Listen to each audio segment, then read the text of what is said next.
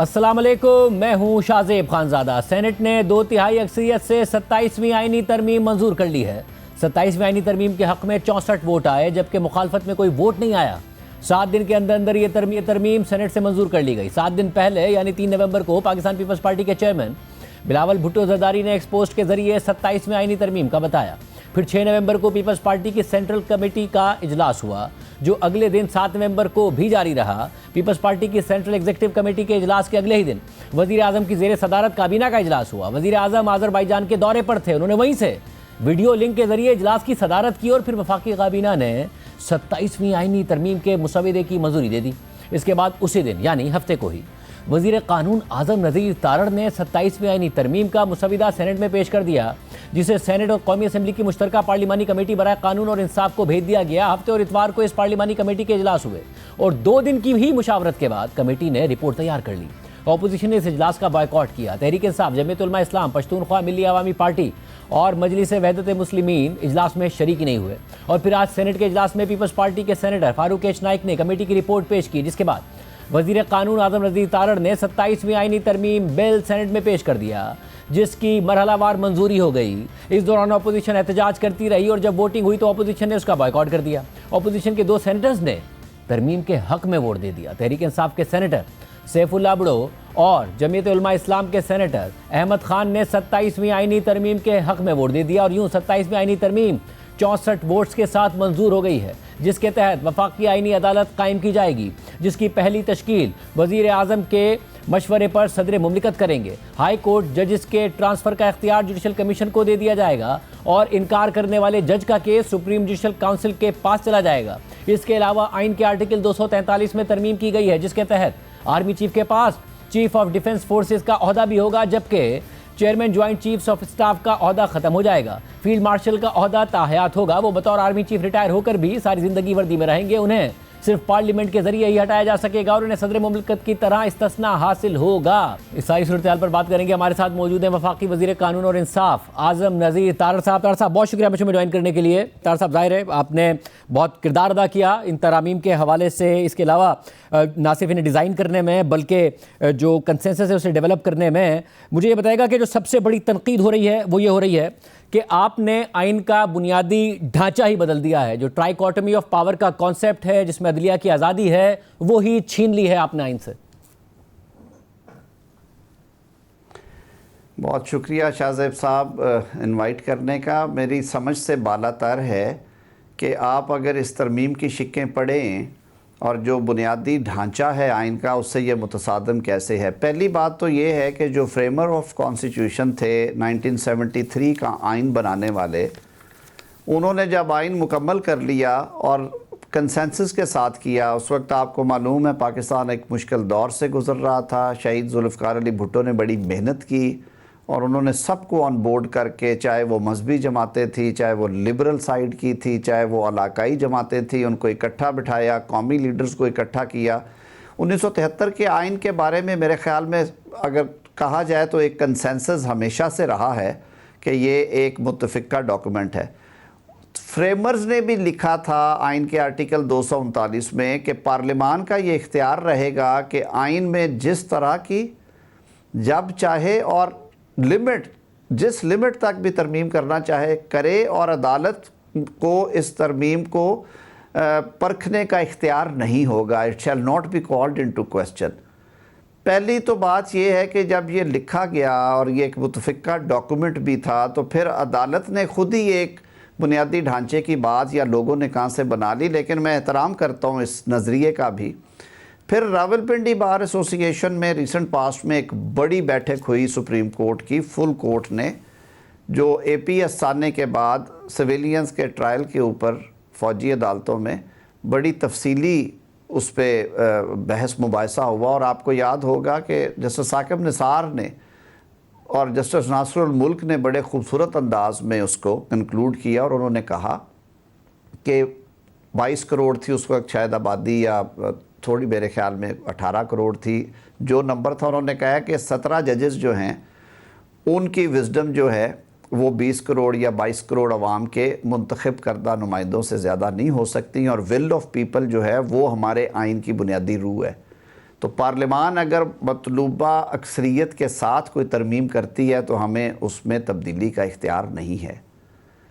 अब आगे चलते हैं। इसको अगर आप एक तफसीली नज़र से देखें तो इसमें कौन सी अदलिया की आज़ादी को कंप्रोमाइज़ किया गया है, बल्कि मैं कहता हूँ कि अब के बार तो और ज़्यादा इसको वाटर टाइट कर दिया गया है। जो आइनी अदालत का क़याम हुआ है उसमें लिख दिया गया कि पहले चीफ़ जस्टिस का तकर्रुर सुप्रीम कोर्ट के सिटिंग जजेस में से होगा। ये आइन के अंदर लिख दिया तरमीम में, जो तरमीम पास होनी है अभी नेशनल असम्बली से। तजवीज़ ये है कि जो पहले चीफ जस्टिस है उनका तकर्रुर भी सुप्रीम कोर्ट के सिटिंग जजेस से होगा। और कौन करेगा? क्योंकि इस तरमीम के होने से जुडिशल कमीशन ऑफ पाकिस्तान, जी मैं अर्ज़ करता हूँ, वजह यह है कि जिस वक्त ये तरमीम होनी है जुडिशल कमीशन ऑफ पाकिस्तान एक दफ़ा तहलील हो जाएगा, वो मुकम्मल होगा जब सुप्रीम कोर्ट के चीफ जस्टिस और प्यूनी जज तो रहेंगे, लेकिन जब नई बनने वाली आइनी अदालत के चीफ जस्टिस और प्यूनी जज का तकर्रुर हो जाएगा।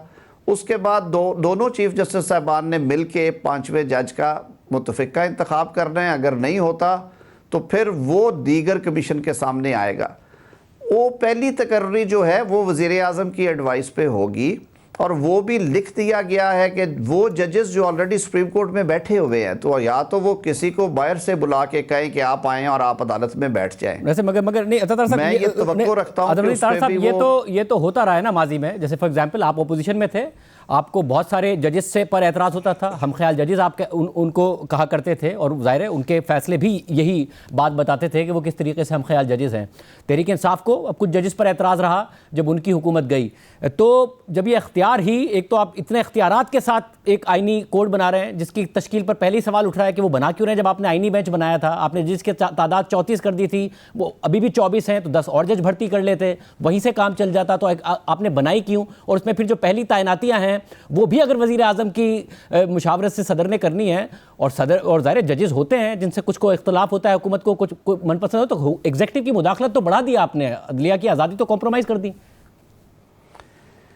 नहीं, देखें शाहज़ेब साहब, ये ट्रांजिशन होनी है, एक नई एंटिटी, एक नया इदारा खड़ा होने जा रहा है, और उसमें भी पूरी एहतियात की गई है कि पार्लियामान ने सोच समझ के और दीगर जो मुशावरत होनी थी सियासी लेवल पे और कानूनी हलकों में, उनसे मुशावरत करके ये कहा गया, ये कदगन लगा दी गई है वज़ीर आज़म पे कि वो सिटिंग जजेस ऑफ सुप्रीम कोर्ट में से नामज़द करेंगे, और मैं ये तवक्को रखता हूँ कि उनका जो फ़ैसला होगा वो सीनियरिटी के असूलों को, और जो जुडिशल कमीशन ऑफ पाकिस्तान में जिस तरह के असूल वज़ा किए जाते हैं तकर्री के वक्त पे, और जो 26वीं आइनी तरमीम में कुछ असूल वज़ा किए गए हैं कि आप एक पैनल में से अपना माइंड अप्लाई करके देखेंगे कि इस ओहदे के लिए कौन सी मौजू शख्सियत है।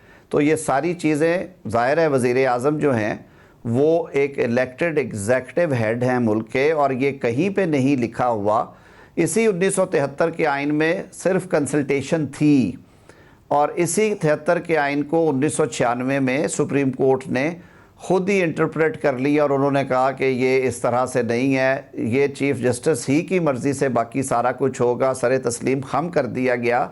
मैं तो उस हद तक भी समझता हूँ कि दुरुस्त नहीं थी। कंसल्टेशन इज़ कंसल्टेशन, ये मतलब नहीं है कि एक जो कंसल्ट करने वाला है वो टोटल इररेलेवेंट हो जाए और जिससे कंसल्टेशन की जा रही है वही 100% हो जाए।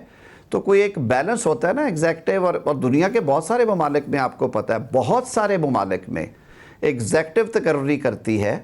तो यहाँ पे तो फिर हमने 18वीं तरमीम में एक लार्जर कमीशन बनाया। आपको ये भी पता है कि उस कमीशन की शक्ल क्या थी, वो तकरीबन वही थी जो 26वीं तरमीम में बनाया गया। लेकिन उस वक्त के चीफ जस्टिस को नागवार गुजरा, उन्होंने एक पटिशन फ़ाइल करवाई, उस पटिशन की बेसिस पे उन्होंने फिर जैसे कैसे हुआ 19वीं तरमीम कराई, उसमें उसका हुलिया बिगड़ा। उसके बाद आप सब लोगों ने क्रिटिसाइज किया जो जुडिशल कमीशन, मैं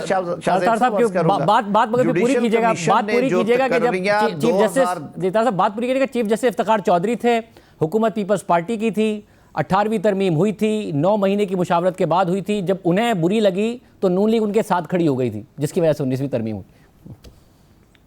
इसलिए साथ खड़ी हुई कि जब ये कहा जाए कि हम पूरी की पूरी तरमीम उड़ा देंगे, मुझे ये कहने दें कि हम पूरी की पूरी तरमीम उड़ा देंगे और मुल्क पहले बमुश्किल मार्शल लॉ से बाहर निकला था, आप एक और मार्शल लॉ की तरफ जा सकते थे उस सूरत में, उस क्राइसिस में।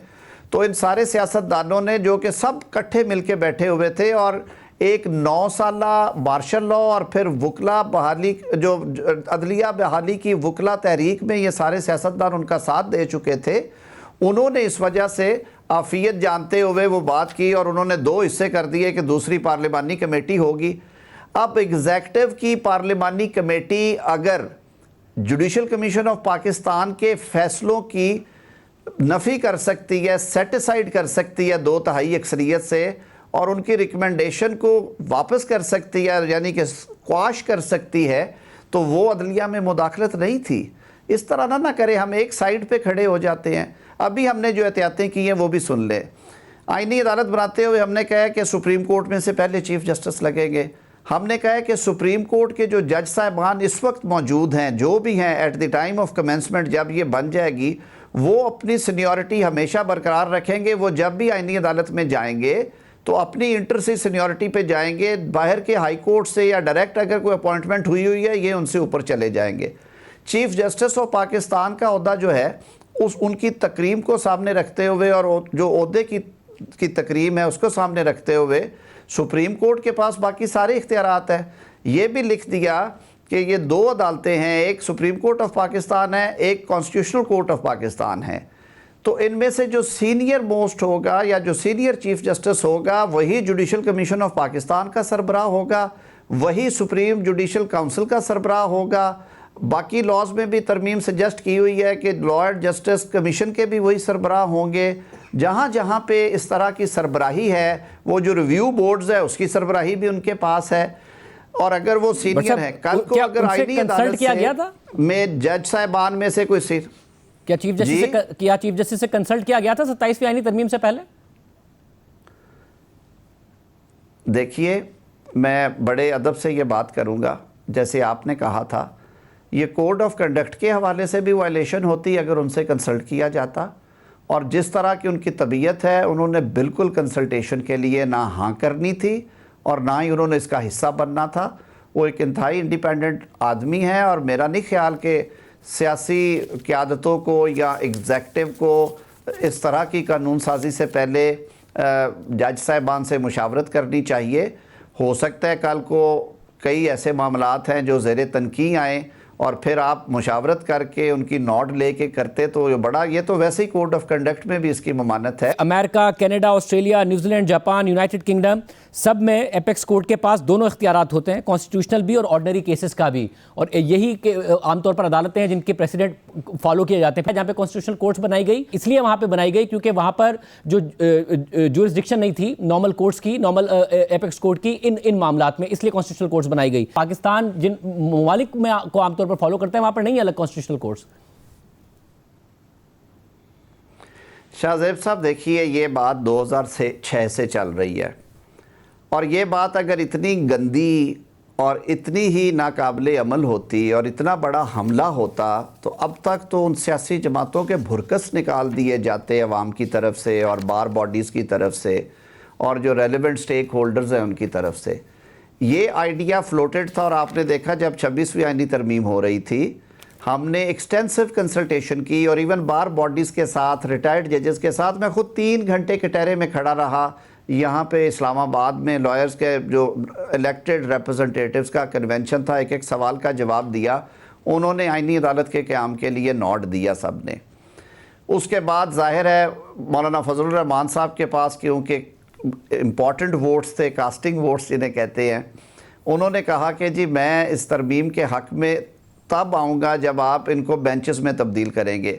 अब हम वो बदनसीब हैं कि हमने बेंचेस बनाए, हम पे ये तनकीद आई कि जी ये खुद बैठ के अंदर से बेंचेस जो हैं उसका रोस्टर बना देते हैं, जजेस कौन बैठेंगे कौन नहीं। इन्होंने अदालत के अंदर अदालत बना दी है। ये अंदर बैठ के जी अदालती वो बेंचेस फिक्स करते हैं। भाई उससे माफ़ी मांगी, उससे निकलने के लिए एक इंडिपेंडेंट कॉन्स्टिट्यूशनल कोर्ट बनाई है जिसमें हर सूबे से बराबर नुमाइंदगी होगी।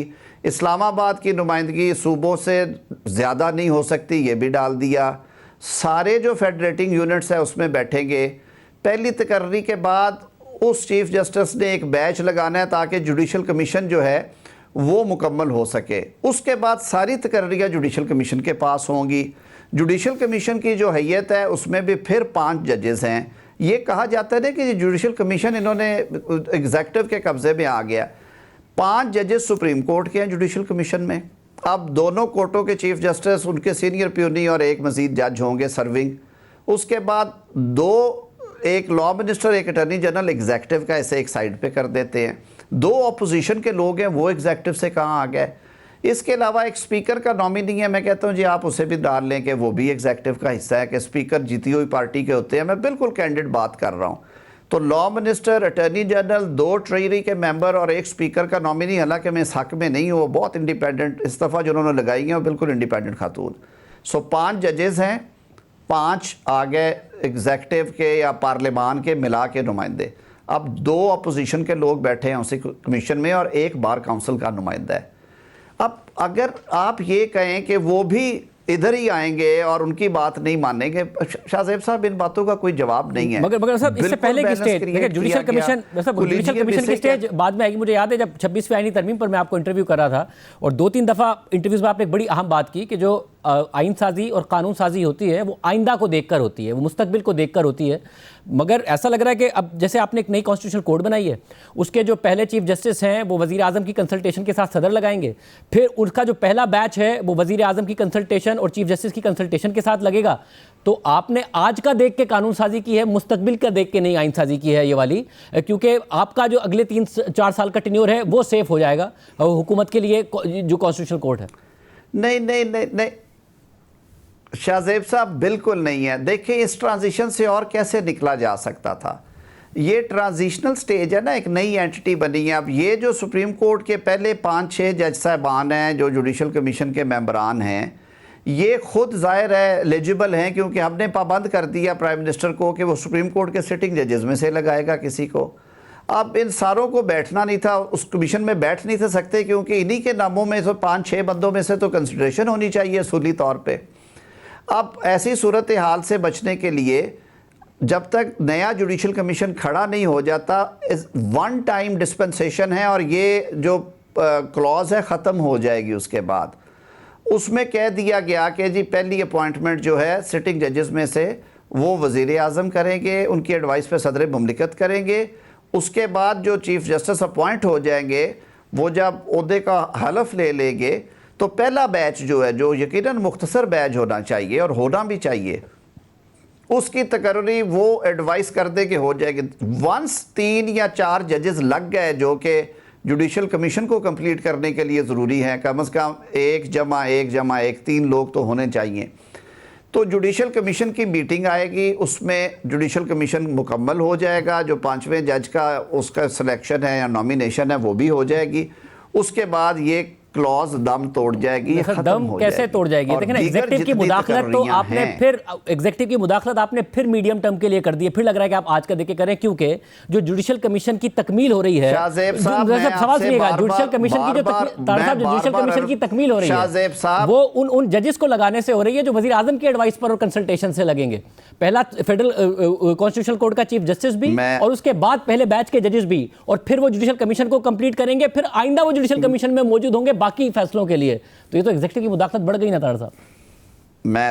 मैं अर्ज कर पहले तो ये बताइए कि मुंतखब वज़ीर आज़म जो है एग्जेक्टिव का, वो भारत का मुंतखब वज़ीर आज़म तो नहीं है, या ईरान के सदर को तो नहीं इख्तियार हम दे रहे हैं, या अफ़गानिस्तान में तो नहीं दे रहे ना।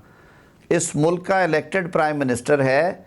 मेरे आइन में ये कहीं पे नहीं लिखा हुआ कि एग्जेक्टिव करीब से भी नहीं गुजरेगी जजेस की। ये इख्तियार पार्लियामान का है। मैं फिर दोहराऊंगा कि 73 का आइन जो कि कंसेंसस के साथ बनाया गया था, जिसमें किसी बंदे ने कभी उस पर उंगली नहीं उठाई, अगर 1973 से लेके 1996 तक वज़ीर आज़म की एडवाइस के ऊपर जजेस लगते रहे हैं तो क्या क़यामत आई है इस मुल्क में? क्या हुआ है? ये तो इनकी इंटरनल पॉलिटिक्स थी जो इन्होंने 1996 में अल जिहाद ट्रस्ट में वो सारी पावर्स जो है वो अपनी तरफ खींच ली। उसके बाद जो उस पर क्रिटिसिज्म हुआ, जब बनी 18वीं तरमीम हुई, जुडिशल कमीशन बना, उसकी फिर शक्ल बदल दी गई। पार्लिमानी कमेटी को क्या ये इख्तियार नहीं था? मैं फिर रिपीट कर रहा हूँ कि वो जुडिशल कमीशन के किए गए फैसले जो प्योरली जजेस पे मुश्तमिल था और उसमें सिर्फ 2 नुमाइंदे थे हुकूमत के, उनको वो सेट असाइड करता और उन्होंने किया, इन्होंने रिटों में उसको फारिग कर दिया। तो देखिए ये कोई कब्जा या अजारादारी नहीं है। मैं एक डेमोक्रेट हूँ, मैं बिल्कुल इस पे मेरी बिल्कुल सोच वाज़े है कि आइन में मैकेनिज़्म प्रोवाइड करना पार्लियामान का काम है। ये बुनियादी ढांचे वाला जो तसव्वुर है ये सेल्फ सर्विंग तसव्वुर है। हाँ, आप बुनियादी ढांचा ये है कि आप दूसरे अदारे को ख़राब ना करें, आप इंटरफेयर ना करें, आप वज़ीर आज़मों को डिसमिस ना करें, आप वज़ीर आज़मों की झूठी सजाए मौत को कंफर्म ना करें, आप जाके हस्पतालों में छापे ना लगाएं। ये इसे कहते हैं इंडिपेंडेंस और इसे कहते हैं सेपरेशन ऑफ जुडिशरी। साहब इस बात से तो इन द इंटरनल अफेयर्स जो अदलिया ने मुदाखलत की है, इस बात से ज़ाहिर इनकार नहीं है। जिस तरीके से मुदाखलत की, जिस तरीके से पावर अपने पास लिए, 184(3) का जिस तरीके से इस्तेमाल किया, उस पर तो एतराज़ नहीं। आपने कहा माजी में जब वज़ीर आज़म लगाता था ज़ाहिर एतराज़ात होते थे, ऐसा नहीं है कि बेनज़ीर भुट्टो साहिबा ने कभी एतराज़ नहीं किया या नवाज शरीफ साहब को कभी एतराज़ नहीं हुआ। दूसरा मसला यह है, जब आप कहते हैं ये ट्रांजिशन कैसे करते, सवाल यह है कि आप इस ट्रांजिशन में क्यों ही पढ़ते, जरूरत क्या थी? जब आपने कॉन्स्टिट्यूशनल बेंच बना दिया था, आपने जजेस की तादाद 34 कर दी थी, अभी भी 24 थे, तो आप वहां पर 10 जजेस बढ़ा देते, वहां पर प्रोविंसेस की रिप्रेजेंटेशन बढ़ा देते। एक पूरा सवाल मैं पूरा सवाल कर लूं क्योंकि आप 2006 की चार्टर ऑफ डेमोक्रेसी की मिसाल देते हैं, उसमें तो 6 साल के लिए बनना था क्योंकि जो आइन में बिगाड़ जनरल मुशर्रफ ने पैदा किया था उसे दूर करना था, मगर आप लोगों ने ही बताया कि वो 18वीं तरमीम के जरिए हमने दूर कर दिया है। तो जब वो बिगाड़ ही दूर हो गया था तो फिर आप 2006 की बार बार मिसाल दे रहे हैं कि उसके तहत बना रहा था, हालांकि आप 26वीं तरमीम में कह चुके हैं कि कॉन्स्टिट्यूशनल बेंच जो था वो अब बहुत है, कोर्ट की जरूरत नहीं है। बिलावल ने भी कहा था। मैं तो पार्लियामान की पावर्स के ऊपर इस कदगन पे आपका साथ नहीं दूंगा। आपकी सोच अपनी जगह पे बजा हो सकती है। सियासत में और बहस मुबाहिसे में खूबसूरती ये है कि आप एक दूसरे को अपनी दलील से कायल करते हैं। आपने जिक्र किया कि कौन कौन से जजेस लगे। क्या जस्टिस शफीउर रहमान साहब जो कि वज़ीर आज़म की एडवाइस पे लगे थे, जस्टिस साद सऊद जान वज़ीर आज़म की एडवाइस पे लगे थे, उनके कैरेक्टर में, उनके काम में क्या कमी थी? जस्टिस भगवान दास एडवाइस पे लगे, वो क्या कैसे जज थे? Justice Tassaduq Jilani pure advice पे लगे, वो कैसे जज साबित हुए? जस्टिस नासरुल मुल्क और जस्टिस आसिफ खोसा और जस्टिस साकिब निसार वाले ये जो बैजेस हैं, ये भी उसी पे लगते रहे हैं। तो ये बात छोड़ दे तो और मैं एक लिस्ट देना शुरू करूं, आपको इतने खूबसूरत जजेस नजर आएंगे। आसिफ खोसा, जस्टिस साकिब निसार, जस्टिस सजाद अली शाह साहब को माजी में और चले जाएं, इन जजेस पर, जस्टिस एजाजुल हसन, इन जजेस पर कोई एतराज नहीं है? शाहजेब साहब, मैंने आपको मेरी अर्ज सुन लेना, मैंने एक सेकंड रुकिएगा, दोनों तरफ से निशानियां दिखाई हैं आपको। अब जो जजेस अपॉइंट किए 2010 के बाद, जो जजेस का जुडिशल कमीशन था, अब मैं नाम नहीं लेना चाहता, वो रिसेंट पास्ट में बहुत सारे लोग जो हैं वो उसमें फारिग हुए हैं। कोई मिसकंडक्ट पे गया है, किसी ने खुद इस्तीफ़ा दिया है, कोई कहानियाँ छोड़ के गया है, किसी ने कुछ फुटप्रिंट्स छोड़े हैं और आप लोगों ने वो देखा है इन अदालतों में होते हुए। अभी भी ये पावर की लड़ाई है, ये बेसिक स्ट्रक्चर की लड़ाई तो अंदर नहीं हो रही है कोर्ट के। वो जो बातें लोग करते हैं वो सिर्फ इस पॉइंट ऑफ व्यू से है कि अच्छा जी इसको कमज़ोर कर दिया, इसको मजबूत कर दिया। हमने तो इस हद तक एहतियात की है कि जो मौजूदा चीफ जस्टिस पाकिस्तान हैं उनके ओहदे के हवाले से भी किसी किस्म की छेड़छाड़ नहीं की गई। पूरी एहतियात की गई कि वो सीनियर हैं, तमाम जो आईनी इदारे हैं उनकी सरबराही उनके पास है इस तरमीम के मुताबिक। और आइंदा भी जो सीनियर मोस्ट होगा उसके पास रहेगी। और सब सुप्रीम कोर्ट का जो जज होगा वो 65 साल की उम्र में रिटायर होगा। जो आईनी कोर्ट का जज होगा वो 68 साल की उम्र में रिटायर होगा। जब आप देखिए तो क्या सुप्रीम कोर्ट का जज भी ये नहीं देख रहा होगा अपनी रिटायरमेंट से पहले हुकूमत की तरफ, इदारों की तरफ, कि उसे कॉन्स्टिट्यूशनल कोर्ट जाना है रिटायर? तो ना देखे ना शाहजेब, आप अब अगर अच्छा ये अगर आर्गूमेंट है तो फिर सारी हाई कोर्ट्स कंप्रोमाइज्ड हैं। पाकिस्तान की 5 हाई कोर्ट्स कंप्रोमाइज्ड हैं क्योंकि सुप्रीम कोर्ट में रिटायरमेंट की उम्र 65 साल है, वहाँ 62 साल है। तो इसका मतलब है वो तो कैंगरू कोर्ट्स हैं, वहाँ तो किसी को नहीं जाना चाहिए, उनका तो कोई एतमाद ही नहीं है। इस तरह ना हम करें, हम कुछ सर वो बात करें जो नजर आती है। अगर ये बात नीचे थी तो आपने वहाँ दूर करनी थी या ऊपर और एक और डिवाइड क्रिएट करना था, अगर आपकी लॉजिक के तहत जाऊँ? सर ये दुनिया जहान में शाहजेब साहब ये चीज़ें होती हैं और मैं अर्ज़ कर रहा हूँ कि उनका जो the nature of work which has been assigned by the constitution, अगर ये तरमीम आ जाती है to the constitutional court, require certain maturity in experience, उसके लिए हमने कहा कि आप सुप्रीम कोर्ट के जजेस में से ही लगा लें तो आपके पास पूल इतना छोटा हो जाएगा कि उनका 2 साल, 1.5 साल, 1.25 साल नौकरी रहती होगी, आप तो फिर रोज़ जजेस ही तब्दील करते रहेंगे। तो वो एक अपर लिमिट दी है और उसके अंदर रह के सारा कुछ होगा। आपने जो बात की कि वो देख के लगेंगे और वो हमारी तरफ देखेंगे, ऐसा जज जो कि हुकूमत की तरफ देखता है कि मुझे एलिवेट होना है, उसको जज रहने का हक नहीं है, उसका या मुआवजा करे या फिर वो खुद इस्तीफ़ा दे। सर, हमें लोगों को बिलीव करना, हमें कॉन्फिडेंस देना चाहिए, हमें इस सोच के साथ बैठना चाहिए कि इदारे जो हैं वो अपने अंदर जो उसका एक ऑर्बिट है उसमें रह के काम करते हैं और हमारा उससे लेना देना नहीं होना चाहिए। रही बात कि कमीशन जो है, कमीशन कंसेंसस से बना हुआ है, जुडिशल कमीशन, और वो जो पार्लिमानी कमेटी, मैं फिर एक दफ़ा दोहराऊंगा कि ये जो आइडिया था कि इसमें 4 मेंबर्स को मर्ज कर दें, मैं आज ये दावे से कहता हूँ कि इस हद तक, क्योंकि कमीशन की जब हैयत चेंज हो रही थी, ये एक ऐसी चीज़ थी कि उसमें हमने जब लार्जर कंसल्टेशन की तो अदलिया के अंदर से भी लोगों ने कहा कि ये बहुत अच्छा है, क्योंकि ये जो टग ऑफ वॉर है कि आप 8 बंदे बैठ के, 4 अपोजिशन के और 4 गवर्नमेंट के, 8-0 के साथ किसी नॉमिनेशन को रिजेक्ट करते हैं, उसे अप्रूव नहीं करते, और हमारा एक सिंगल जज हाई कोर्ट का बैठ के उन 8 पार्लियामेंटेरियंस की बेतुकीरी करता है और दस्तखत करके वो हवा में उड़ा देता है। तो शाहजेब साहब, कुछ बैलेंस भी होना चाहिए। लोग आपको भेजते हैं पार्लियामान में, आइन लिखने का इख्तियार पार्लियामान को है, आइन की तशरीह से मना किया गया है कि आप नहीं करेंगे, कि ये आप सिर्फ ये बताएंगे कि इन्फोर्समेंट ऑफ फंडामेंटल राइट्स की तशरीह किस तरह होनी है, कहीं पे इबहाम है तो उसकी तशरीह कैसे होनी है। बीइंग स्टूडेंट ऑफ लॉ और एक कॉन्स्टिट्यूशन के रीडर के तौर पे और वकील के तौर पे मैं बहुत क्लियर हूँ कि आर्टिकल 239 में हमारे जो फोर फादर्स थे, जो फ्रेमर्स ऑफ कॉन्स्टिट्यूशन थे, उन्होंने बड़ी वजाहत से लिख दिया है कि आइन में तरमीम करना पार्लियामान का इख्तियार है और ये इख्तियार लामहदूद है और पार्लियामान का इस इख्तियार को अदालत में चैलेंज नहीं किया जा सकता। बहुत शुक्रिया तार साहब। इस बात से तो देखें, अब इस बात से तो कोई डिनाई नहीं है जो आपने बात की कि बैलेंस होना चाहिए। अदलिया ने बहुत मुदाखलत की और उसमें वाकई बैलेंस की ज़रूरत थी, इससे तो कोई डिनाई नहीं है। मगर ये बैलेंस आया है या अदलिया के अंदर एग्जेक्टिव की मुदाखलत बढ़ गई है? सवाल ये हो रहा है, जैसे आपने कहा हाई कोर्ट सारे जजेस को अपने ऑर्बिट में काम करना चाहिए। अब हाई कोर्ट का एक जज है, वो अपने ऑर्बिट में काम कर रहा है, उसे ये डर रहा है कि अगर मैंने कोई भी फैसला दिया मेरी ट्रांसफर हो जाएगी, ट्रांसफर से मना करूंगा तो पहले तो ये तरमीम थी कि वो डीम्ड रिटायर्ड होगा, मगर अब वो सुप्रीम जुडिशल काउंसिल भुगते फिर अगर वो रिटायरमेंट से इनकार कर दे ट्रांसफर। तो ये आया 1973 के आइन में, तो ये बिल्कुल और शक्ल में थी। वो तो 2 साल के लिए तो बिल्कुल ही कोई कदगन ही नहीं थी, वो उठा के जहाँ मर्जी भेज दे। तो क्या 2 ट्रांसफर्स ही हुई थी ना, और वो सदर करता था, चीफ जस्टिस से उसने कहना कि जी ये प्रपोजल है आप कर दे, होती रही हैं। अब तो हमने जुडिशल कमीशन ऑफ पाकिस्तान को दी है। जुडिशल कमीशन में तो सारे जजेस बैठे हुए हैं, अपोजिशन बैठी हुई है, फिर 2 चीफ जस्टिस ऐड कर दिए हैं, भेजने वाले हाई कोर्ट का और लेने वाले का। अब देखिए, अब 7 जजेस बैठे हुए हैं उस कमीशन में और उसमें एग्जेक्टिव के नुमाइंदे टोटल 4 हैं।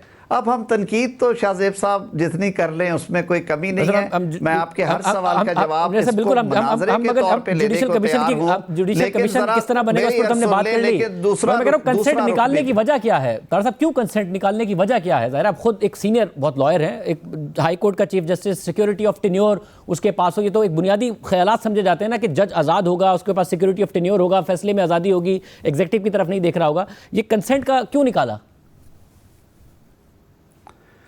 कंसेंट निकाल के हमने जुडिशल कमीशन को दिया इख्तियार। अगर ये सदर के पास ही रहता तो कंसेंट ना निकलता।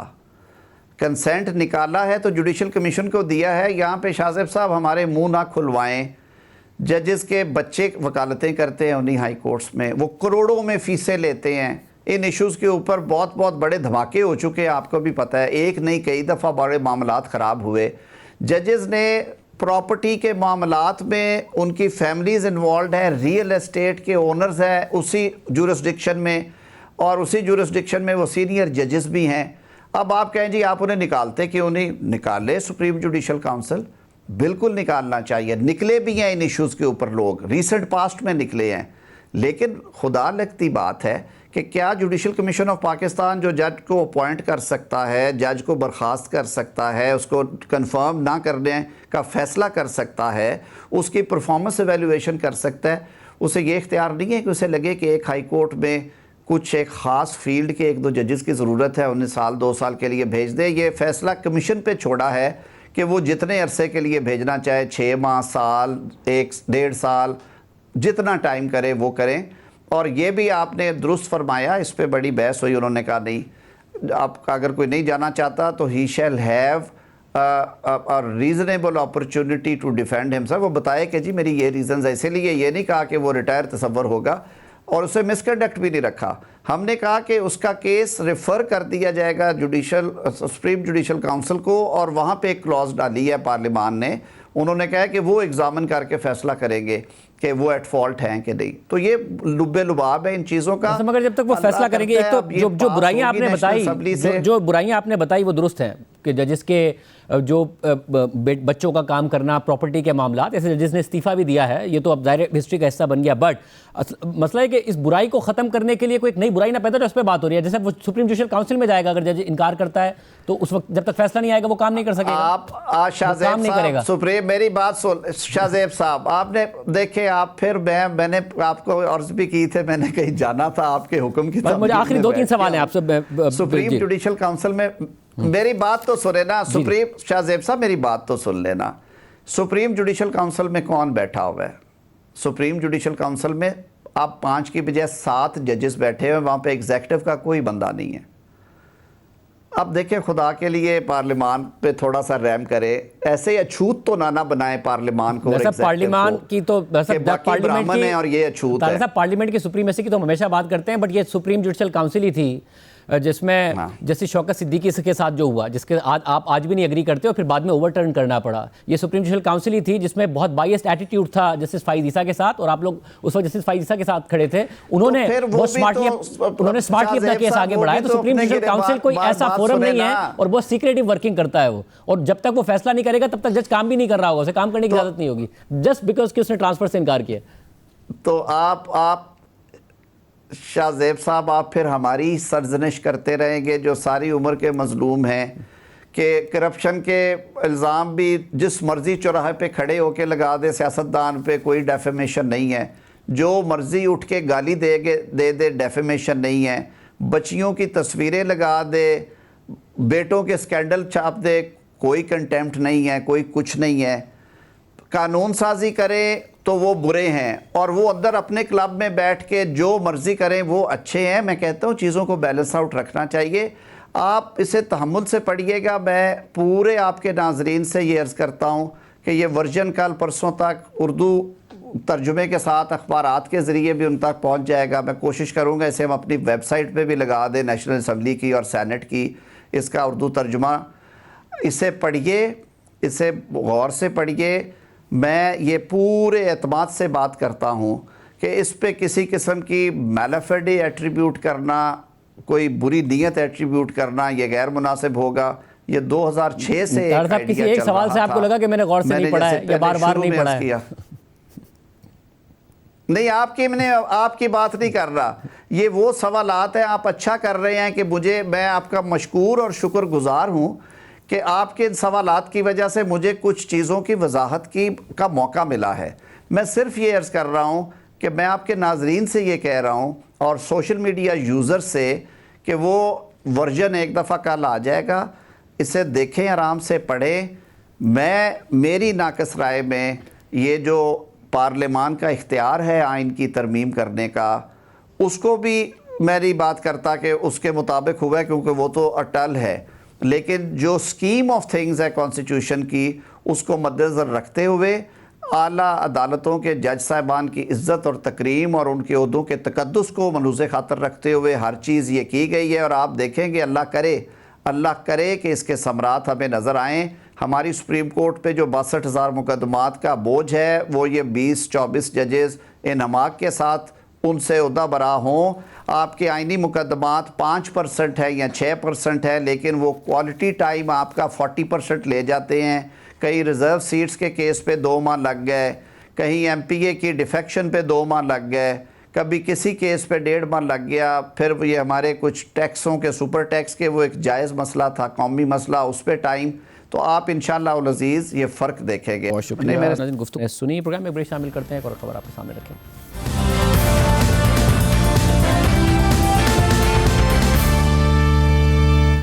भारतीय दारुल हुकूमत दिल्ली के लाल किला मेट्रो स्टेशन पर आज शाम 7 बजे के करीब एक खौफनाक धमाका हुआ है। एक अफसोसनाक वाक़या हुआ है जिसमें अब तक की इतलात के मुताबिक 13 अफराद मारे गए हैं और 24 से ज़ायद अफराद ज़ख्मी हैं, जबकि मज़ीद अमवात का खदशा जाहिर किया जा रहा है।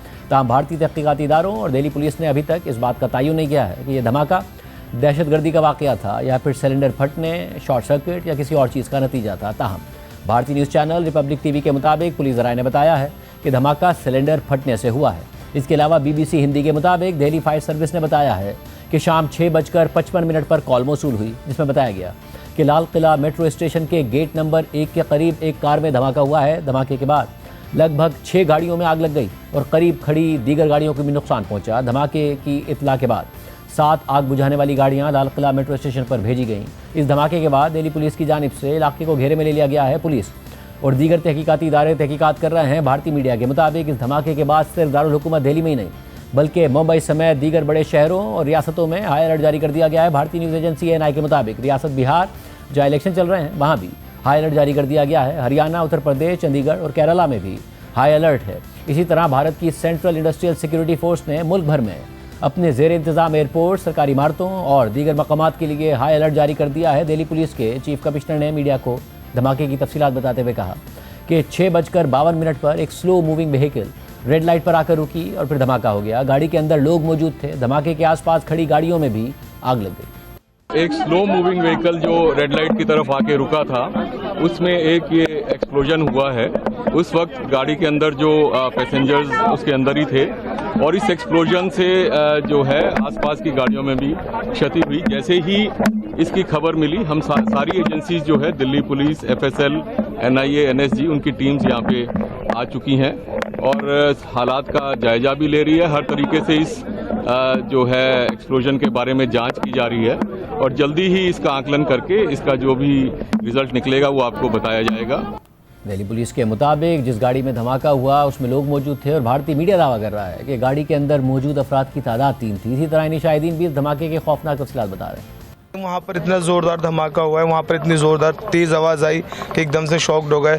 फिर मेरे बाद में फ़ोन्स भी आए काफ़ी सारे। हमने कहा क्या हुआ, हमने कहा धमाका हुआ है। उसके बाद हमने दूर से आके देखा, हमने दूर से, हम क्योंकि करीब में जा नहीं सकते थे। जब हम पहुंचे हैं तो 4 से 5 बॉडियां पड़ी हुई थी, मतलब बिखरी हुई थी, पड़ी भी नहीं होती, बिखरी हुई थी, पार्ट्स में बिखरी हुई थी। उसके आसपास की गाड़ियों में ब्लास्ट हो चुका, गाड़ियों में आग लग रही थी। हम अपनी गाड़ियां लेके पहुंचे, जो जो हमें बॉडियां मिली हैं वो हमने कलेक्ट करी हैं। कलेक्ट करने के बाद हम अस्पताल में लेकर आए हैं। धमाका किस इलाके में हुआ, कैसे हुआ, रिपब्लिक टीवी के रिपोर्टर ने अपनी रिपोर्ट में दिखाया। अब से कुछ देर पहले भारतीय वज़ीर दाखिला अमित शाह ने कहा है कि धमाके से मुताल्लिक तमाम इम्कानात को देखा जा रहा है। फौरी तहकीकात मुकम्मल करके नतीजा आवाम के सामने रखा जाएगा। हम सभी संभावनाओं को तराश रहे हैं और सभी संभावनाओं को ध्यान में रखकर इसकी गहन जांच की जाएगी। सभी ऑप्शन की तुरंत जांच होकर नतीजा जो आएगा, जांच हम जनता के सामने रखेंगे। प्रोग्राम में आगे बढ़ते हैं। जुमे को पाक अफगान मुज़ाकरात की नाकामी के बाद वज़ीर दिफा ख्वाजा आसिफ ने हमारे प्रोग्राम में कहा था कि आगे भी मुज़ाकरात की ना उम्मीद है और ना ही प्रोग्राम है। ख्वाजा आसिफ ने मज़ीद कहा कि सालिस भी अफगान तालिबान से मायूस हो गए हैं और अब खबरें आ रही हैं कि तुर्की पाक अफगान मुज़ाकरात के हवाले से एक और बड़ी कोशिश करने जा रहा है। साथ ही पाकिस्तान और अफगानिस्तान दोनों के हमसाया मुल्क ईरान ने भी पाक अफगान तनाज़ा हल करने में सालिसी की पेशकश कर दी है। हफ्ते को अज़रबैजान के दारुल हुकूमत बाकू में अज़रबैजान के विक्ट्री डे के मौके पर वज़ीर आज़म शहबाज शरीफ और तुर्की के सदर एर्दोआन की मुलाकात हुई थी, जहां पाक अफगान मुज़ाकरात पर भी बातचीत की गई थी। इस हवाले से तुर्की के सदारती दफ्तर के डायरेक्टरेट ऑफ कम्युनिकेशन के मुताबिक बाकू से वापसी के दौरान फ्लाइट सदर एर्दोआन से सहाफ़ियों ने पाक अफगान मुज़ाकरात के हवाले से सवाल किया तो उन्होंने जवाब दिया कि वज़ीर आज़म शहबाज शरीफ के साथ मुलाकात में यह मामला भी ज़ेरे बहस आया।